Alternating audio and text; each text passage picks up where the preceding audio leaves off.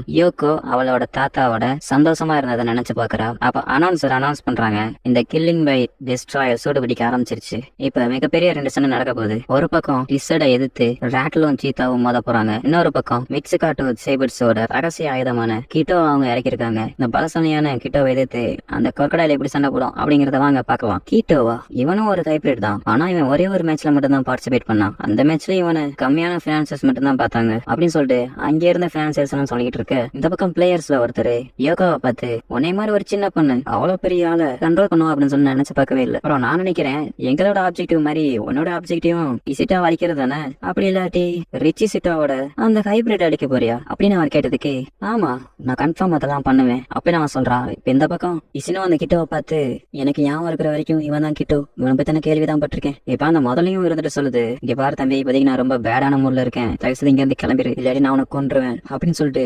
கிட்டோவையும் அவன் மிரட்ட.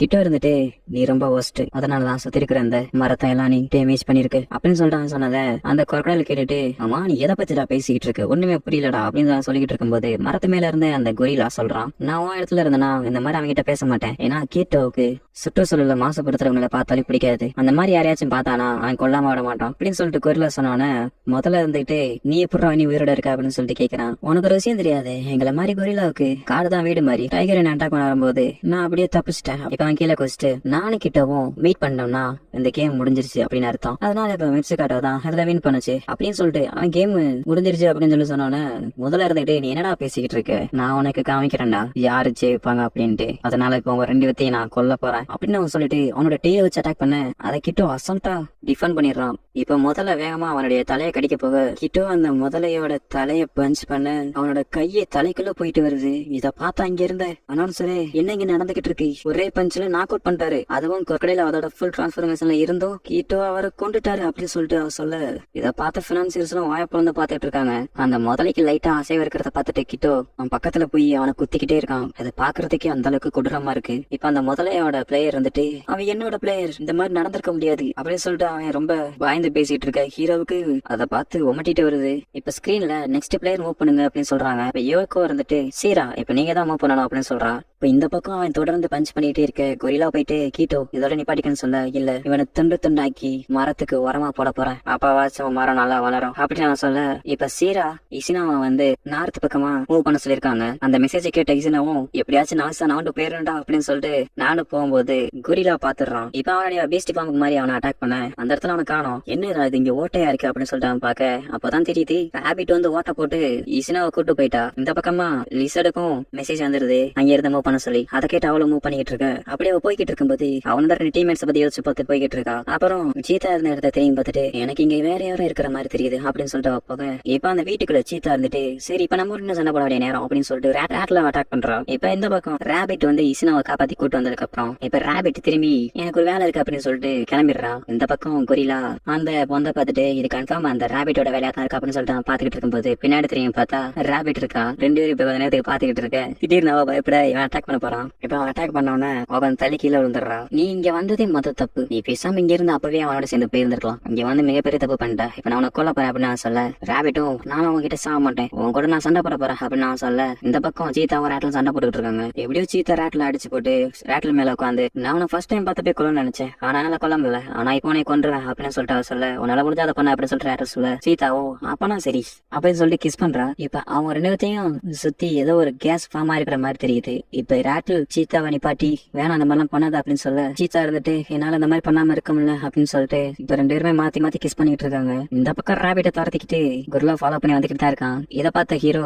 ராபிட்ட காப்பாத்துறதுக்கு இப்ப என்னால ரேட்ல அனுப்ப முடியுமா அப்படின்னு சொல்லி யோசிச்சுட்டு இருக்கும்போது அனௌன்சரோட காமிக்கிறாங்க. அது வேற எதுவும் கிடையாது, ரேட்டிலும் சீத்தாவும் கொஞ்சம் உல்லாசமா இருந்துகிட்டு இருக்கு. அதை காமிச்சோன்னே ஹீரோனா அதிர்ச்சியில பாத்துக்கிட்டு இருக்கான். இப்ப அந்த இடத்துல ஒரு பொண்ணு ஒரு வீட்டு மேல இருந்துகிட்டு, காமன் தான் எல்லா மிருகங்களுக்கும் இருக்கிற ஒரு உண்மையான உள்ளுணர்வு, இத ஃபைட்டிங்கோட கம்பேர் பண்ணா ஃபைட்டிங்லாம் ஜஸ்ட் ஒரு 4 மாதிரி தான் அப்படின்னு அவ சொல்றான். காத்துல இந்த மாதிரி என்னுடைய வாசனைய மிக்ஸ் பண்ணும்போது அது விலங்குகளோட காமத்தை தூண்டி அவங்களை இந்த மாதிரி பண்ண வச்சிரும். வின் பண்றதுக்கு ஒன்னும் ஷார்ப்பான கோரப்பல் இருந்தா மட்டும் போதாது, எதிரியை கண்ட்ரோல் பண்ற பவர் வேணும் அப்படின்னு அவன் சொல்ல.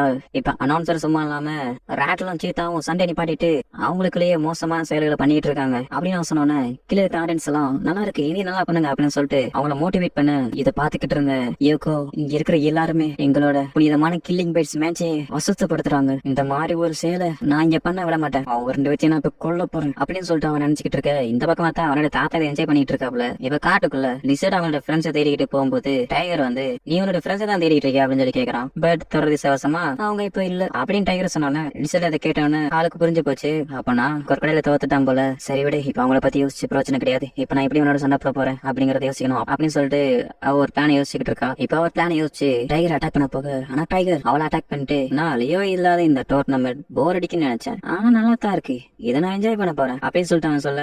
இப்ப அனௌன்சருக்கு இது தெரிஞ்சவன அவங்க அனௌன்ஸ் பண்றாங்க இந்த மாதிரி லிசர்ட் இப்ப போட்டில இருந்து விளையாடுறாங்க, அதனால இப்ப டைகர் தான் ஜெயிச்சாங்க அப்படின்ட்டு. சரி இப்ப வாங்க நம்ம திரும்பி அந்த அற்புதமான காட்சியான ரேட்லும் சீத்தாவும் பண்றத பாப்போம் அப்படின்னு சொல்லிட்டு திரும்பி அதை ஸ்கிரீன் ஆன் பண்ண.